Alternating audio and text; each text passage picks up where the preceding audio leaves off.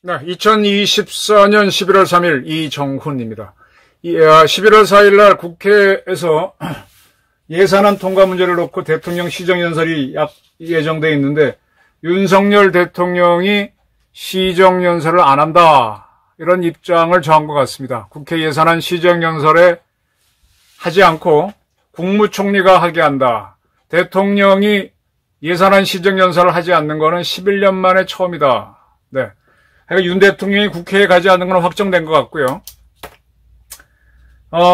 이를 놓고 이제 야당은 물론 당연히 비판적인데 여당의 한동훈 대표가 윤 대통령은 시정연설을 하시라라는, 직접 얘기는 하지 않았지만 측근들로부터 그런 주장이 나오고 있고, 그리고 일부 언론은 시정연설, 국무총리가 시정연설을 하는 11월 4일 한동훈 대표가 청와대가 아니지, 윤석열 대통령에게 뭔가 요구하는 그런 발표를 할 수 있다. 즉, 윤한 갈등이 극대화된다, 이런 보도를 내보내고 있습니다.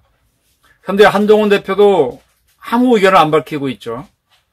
근데 지금 자꾸 제가 언론을 쭉 보면서 좌파 언론일수록 자꾸 윤석열 국회에 나오라라는 쪽으로 몰고 있어요. 거기에 이용되는 게 한동훈 국힘당 대표죠. 그래서 뭐 거기서도 원론적인 얘기를 할 것 같은데 대통령이 나와야 되는 거 아니냐, 그걸 갖고 한동훈 대표도 윤석열 대통령이 시정연설을 하길 바란다. 안 하면은, 또는 하는 거와 관계없이 한동훈 대표도 어떤 용산의 의견을 개진할 것이다, 이런 전망을 내놓고 있습니다. 이걸 어떻게 봐야 될까요? 정치는 생물입니다. 국제정치도 생물이고요. 그래서 이 정치 상황은 그때 상황에서 이렇게 갈 것이다 하고 예측을 할 수 있어야 돼요. 예측을 하려면 굉장히 냉정하게 봐야 됩니다. 예측을 한 게 어디로 흘러가겠죠. 맞거나 틀리거나 흘러가다가 또 그 시점에서 또 예측을 해야 됩니다. 또 맞거나 틀거나 흘러가죠. 그래서 지금 예측한 게 맞았다 그래서 한 달 후에 또 그게 맞느냐, 그건 아니냐, 또 다른 변수가 들어오니까 계속 바뀌는 게, 그래서 국제정치는 생물입니다. 제가 분석하는 상상력으로 푼 거를 좀 설명드리겠습니다. 지금 윤석열 대통령이 국회에 나와서 시정연설을 하게 되는 거는, 그거는 좌파하고 대한민국 적대 세력한테 스스로 먹잇감이 되는 겁니다. 시정연설을 안 하는 게 100배 낫습니다. 안 하기 때문에 민주당이나 이런 데서 비난이 나오는 거, 국민들로부터 비난이 나오는 거, 그리고 한동훈 계열인지 뭔지 모르지만 국힘당 내부에서 비난이 나오는 거는 무릅쓰는 게 나아요. 어차피 이 연설을 해도 이 사람들은 윤을 지지하지 않습니다. 오히려 더 헐뜯음을 당할 수밖에 없습니다. 그러면 왜 안 나가느냐? 왜 연설을 안 하느냐?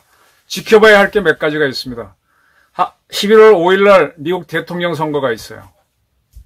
거기에서 저는 일단 제 상상으로는 트럼프가 이길 거라고 봅니다. 지금 언론 보도를 보게 되면 샤이 해리스가 얼마나 있느냐 하는 거 보니까 상당한 차이로 트럼프가 이기지 않겠나. 그럼 트럼프가 이겨도 트럼프 이후의 국제정치는 좀 상상이 안 됩니다. 많은 사람들은 트럼프가 북한하고 종전을 하려고 했다, 그래서 친북 인사다, 이렇게 보는 사람들이 있는가 하면, 또 대한민국한테 과도한 방위비 분담금을 요구하면서, 그래서 우리는 미리 지금 미국하고 내년도 방위비 분담금, 내년 건가? 확정 지어버렸죠. 아메리카 퍼스트, 메이크 아메리카 메가, 메이크 아메리카 그레이트 어게인, 미국을 다시 위대하게 만들겠다고 하면서 돈을 착착 끌어당기고 있어요. 또 그는 푸틴하고 가까운 것 같은데 그런 모습도 보이고, 김정은하고 가까운 것 같은데, 그런데 김정은 경우에는 하노이에서 노딜을 했고, 그 다음에 김정은은 어떻게든 트럼프를 눈치를 보면서 맞추려고 하는데 완전히 바보를 만들었죠. 그리고 트럼프가 대통령이 아닌 시점에 푸틴은 우크라이나를 침공했습니다. 3일 만에 끝내겠다 하는데 3년째 전쟁을 하고 있어요. 이런 푸틴도 트럼프가 당선되면 겁을 낼 것 같아요. 예측 어떻게 할지 모르니까. 자, 그러한 트럼프가 대통령이 된다면 한미 관계가 어떻게 춤을 출지 예측하기 어렵죠. 그런 상태에서 시정연설을 먼저 하는 것보다는 지켜보는 게 낫죠. 그건 전략적으로 잘하는 겁니다. 두 번째, 11월 15일 날 이재명 1심 재판이 뭐 하나 나오죠. 그리고 25일 날 또 1심 재판이 나옵니다. 상식적인 판단으로는 이재명은 유죄가 나옵니다. 뭐 어제 김건희 윤석열 국정농단 뭐 집회를 할 때 이재명 씨는 밝게 웃고 즐거워했지만 유죄가 떨어지면 어떻게 될까요? 그리고 민주당이 지금 친 이재명계 일색으로 돼 있지만 과연 그렇겠냐 이겁니다. 저는 이재명 씨가 대통령이 되기 위해서는 윤석열 대통령이 조기에 하야를 해야만 가능하다고 봐요. 윤석열 대통령이 임기를 채우면 이재명은 대통령이 되기 어려워요. 그래서 계속 집회를 하면서 드라이브를 거는데, 자, 일단 국회의원 3분의 2가 탄핵에 동의해야 되는데, 이 국민의힘 전체가 100석을 약간 넘겨서 3분의 2가 잘 안 됩니다. 아무리 한동훈 반윤계라고 해도 대통령 탄핵으로 가자라고 할 때는 반대할 수 있어요. 자, 설사 거기서 통과돼서 헌재에서 탄핵 심판을 한다고 할 경우에 윤석열을 지금 탄핵시키는 사유가 탄핵 대상이 되느냐. 뭐 김건희 여사가 어땠다. 그 다음에 명태균이하고 뭐 통화를 한 윤 대통령이 어떻다 그러는데 그런 것들을 쭉 보게 되면 그게 국정농단이냐. 제가 보기에는 사유가 해당되지가 않아요. 도이치모터스 주가 조작이고 뭐고 다 무죄가 나왔지만 뭐 디올백도 그렇지만 그거하고 탄핵 사유하고는 바로 연결이 안 돼요. 그러면 다시 탄핵이 이 정도 상상이면은 이재명 계열도 다 합니다. 거기도 법률 전문가들 세고 셌잖아요. 그러니까 어떻게 합니까? 서두는 거죠. 서두는 거죠. 그러한 이재명에 공조하는 언론들은 지금 빨리 윤석열을 흔들어야 되니까 시정연설에 나와라. 나와서 연설하면은 망신 주기 좋죠. 계속해서 이제 그 세력을 쪼그라뜨려 갖고 조기에 퇴진하게 만드는 그런 작전을 쓰는 게 저는 보입니다. 그 서울역 집회도 그런 걸 하기 위해서 만든 건데, 근데 민주당에는 이재명 세력만 있는 게 아니라 반 이재명 세력은 지금 권력을 잃었으니까 노심초사하고 있겠죠. 그들이 바라는 거는 뭐겠어요? 이재명이 대통령 되는 건 싫으니까 윤석열 대통령이 임기를 채워라. 그러면 이재명은 약화되고, 이재명이 약화되면은 그때쯤 뭐 3심이 나오지 않더라도 굉장히 시끄럽겠죠. 이재명은 된다 안 된다. 그러면 기회를 잡는 세력들이 있습니다. 그게 이제 뭐 친문계일 수도 있고 하다못해 김동연 경기지사 같은 사람일 수도 있고, 그런 사람들은 윤석열 그대로 가기를 원하죠. 어차피 그들은 국힘당에 와서는 대통령이 될 수 없으니까. 이런 구도가 있다는 겁니다. 그 다음에 국힘당에서는 한동훈 씨가 차기 대통령이 되어야 한다라고 보는 세력이 한동훈 대표 주변에 모여 있는데, 한동훈 씨가 차기 대통령이 되려면 어떻게 해야 되겠습니까? 저는 직장 생활할 때 어느 한 자리 가는 것도 참 노심초사해서 가지만 가고 난 다음에 거기서 결정할 게 너무 부담스러울 때가 많더라고요. 잘못하면 그 자리에 유지를 못합니다. 한동훈 씨는 지금 당대표가 됐지만 윤 대통령 보고 시정연설을 하라라는 입장인 것 같아요. 그건 원론적인 거고. 사실은 윤 대통령하고 각을 세우는 게 본인이 차기 대통령이 되는데 유리한지, 아니면 서로 기브앤테이크를 하는 게 좋은지, 한 덩어리가 된 게 좋은지를 판단해야 될 겁니다. 그냥 냉철한 참모로서 요거 단건을 판단해 주는 데는 한동훈 씨는 밝은 것 같은데, 종합적으로 보려면 상당한 상상력이 필요합니다. 제가 한동훈의 참모라면 지금 윤석열 대통령을 방어해 주세요. 난 이렇게 주문할 겁니다.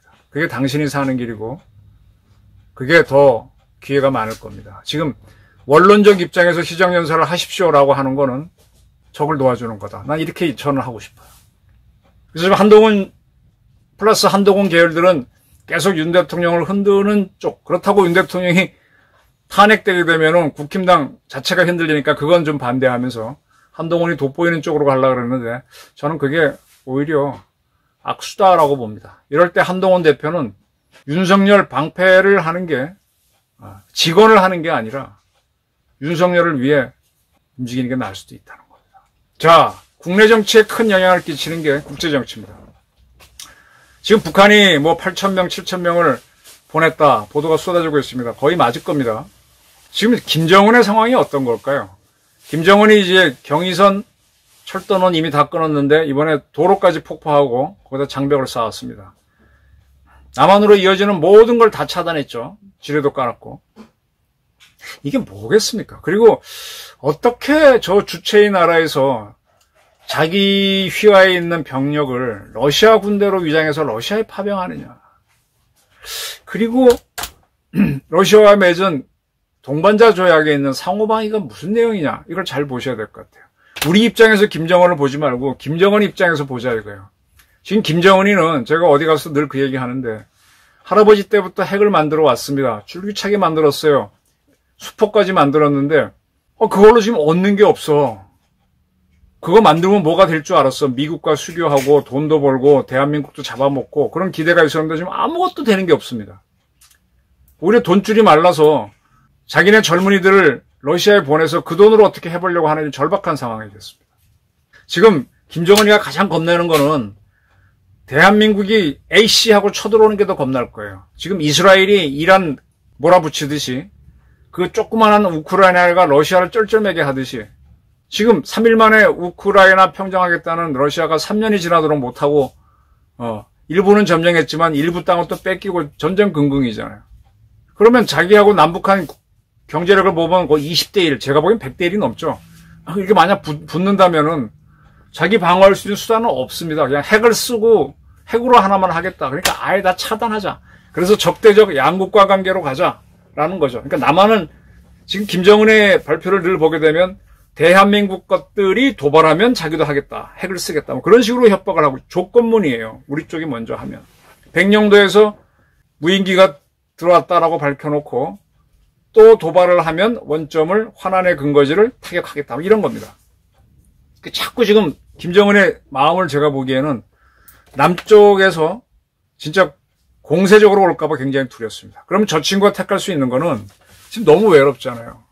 그래서 푸틴한테 매달리는 것 같아요.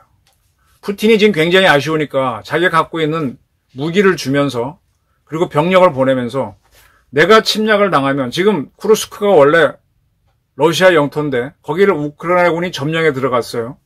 러시아는 침략을 당했기 때문에 북한과 맺은 동반자 조약에 따르면 침략을 당하면 상호 지원한다고 돼 있거든. 그래서 북한이 들어간 거야. 마찬가지로 북한도 침략을 당하면 러시아가 지켜달라는 거죠. 그러니까 지금 김정은의 입장에서는 자기를 지키는 게 핵과 더불어 러시아라는 거야. 러시아를 꽉 잡기 위해서 무기도 병력도 보내면서 돈도 챙기면서 그러면서 어떻게 기회를 잡아보려고 하는 거죠. 근데 만약에 러시아가 우크라이나 전선에서 녹아버리면 그게 상실이 되는 겁니다. 지금 우크라이나에 대한 지원 문제에 대해서 우리가 살상 무기를 보낸다 이러니까 김병주를 비롯한 민주당 세력들이 벌떼같이 반대해. 이거는 러시아를 위한 거죠. 러시아가 잘 나가면 북한을 위한 거죠. 무슨 얘기인지 아시겠죠? 지금 민주당에서 이재명 세력을 움직이는 거는요. 이재명이 아니라 그 밑에 있는 주사파로 저는 봅니다. 이게 러시아가 녹아버리면은 북한이 위기에 처했을 때 러시아도 지원을 못해. 북한은 그동안 돈 받고 기술 받은 걸로 끝이야. 그거 갖고 또 자력으로 방어를 해야 될 텐데 그건 쉽지 않을 겁니다. 그러니까 김정은도 지금 굉장히 힘드니까 남북관계 문제를 여정이한테 맡기고 자기는 뒤로 빠졌잖아요. 그리고 우리 군 잘한다 하면서 자꾸 군을 우려먹으려고 하는데 군도 저기 파병돼서 많은 사람이 죽고 그러면은 이제 반란을 할 수가 있죠. 그때가 저는 참 기회입니다. 그럼 그때까지 윤석열 대통령은 참고 기다릴 필요가 있어요. 자, 트럼프가 될지 미국 대통령 누가 될지 그것도 지켜봐야 되고 북한도 지켜봐야 되고 또 이재명이 유죄가 나올지는 지켜봐야 되잖아. 그러면 지금은 윤 대통령은 서둘 이유가 없어. 19%? 이미 다 망가진 건데 15% 떨어져도 뭐 어쩔 수 없고 그렇다고 뭐 어떻게 할 겁니까? 어차피 윤석열 탄핵시키기는 어려워. 이재명 바람대로 조기 대선은 어렵다 이거야. 그러면 지금은 막 그거죠. 격투기를 할 때 주짓수를 써갖고 상대방을 탁 어디 목이나 어디 팔을 꺾어서 잡았어.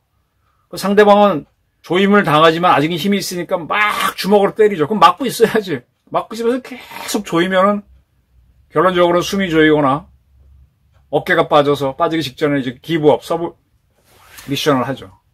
그때까지 막고 있는 거죠. 그때까지는 주짓수를 하기 전까지는 타격 선수랑 붙으면 참 많이 맞잖아요. 그게 19%일 수도 있다는 겁니다. 근데 이거를 맞는 거에 주목해서 윤 대통령 그렇게 막고 있으면 안 됩니다 하고 진언을 하겠다는 게 한동훈 유죠. 그래서 한동훈 씨는 그런 페이스를 택하는 한은 큰 싸움을 하지 못하는 정치인이 되겠다는 게 제가 보는 관점입니다.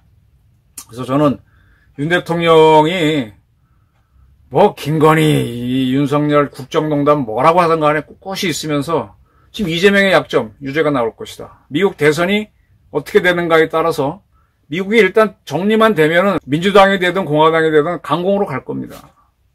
그럼 그것이 북한에게 끼친 영향이 대단하죠. 그걸 기다려야죠. 이재명은 유죄가 안 나와도 시끄러울 것이고, 또 유죄가 나오면은 민주당 내에서 또 파벌 싸움이 벌어질 것이고, 이 좋은 기회를 왜 서둡니까? 그리고 적당한 때 우린 북한을 더 밀어붙여서 북한이 오히려 도발을 하도록 만들 필요가 있어요. 그래서 우리가 때리는 거죠. 지금 한미연합공군이 계속 패키지 스트라이크 연습을 하고 있어요.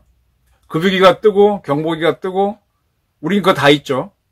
우리가 없는 건 폭격기인데 미국 폭격기까지 와서 우리 F-35, 미군의 해병대 F-35B, F-15, F-16 쫙 미국이 추가로 보내는 건 F-22하고 B-1, B-2, B-52 전략 폭격기인데 그 정도만 오게 되면 거의 완벽한 스트라이크 패키지 공군력만으로 한 나라를 쓸어버릴 수 있습니다.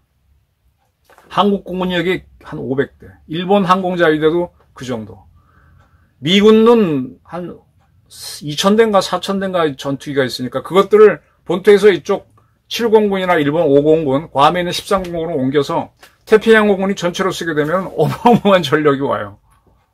그게 금방 만들어진다고. 그리고 미 본토에는 미 3함대가 있는데 미국이 6척 항공모함을 동서로 운영하는데 이 6척의 항모함 중에서 5척이 미 3함대가 갖고 있습니다. 본토에 있는 함대죠. 그리고 7함대에 1개의 항모가 있는데 이 3함대가 5개 중에서 한 3개의 항공모함 전대만 보내도 4개만 한반도에 몰려와도 숨이 막힙니다. 북한. 그러니까 지금 한미일은 순식간에 북한을 코너에 넣을 수 있다 이거죠. 북한이 화성 19형을 쏘든 뭐하든 간에. 자, 이런 여러 가지 수를 질 수 있으니까 윤 대통령은 기다려야 됩니다. 그리고 지금 좌파 언론들이 또 생각 없는 언론들이 윤 대통령은 뭐 하냐 이렇게 계속 명태균이 뭐가 나왔는데 이게 다 심전인데 여기 말리면 바보죠. 윤석열은 침묵하라. 오늘의 주제입니다. 그리고 필요하면 북한이 도발하도록 유도하라. 이게 추가로 제가 주문하는 겁니다. 감사합니다.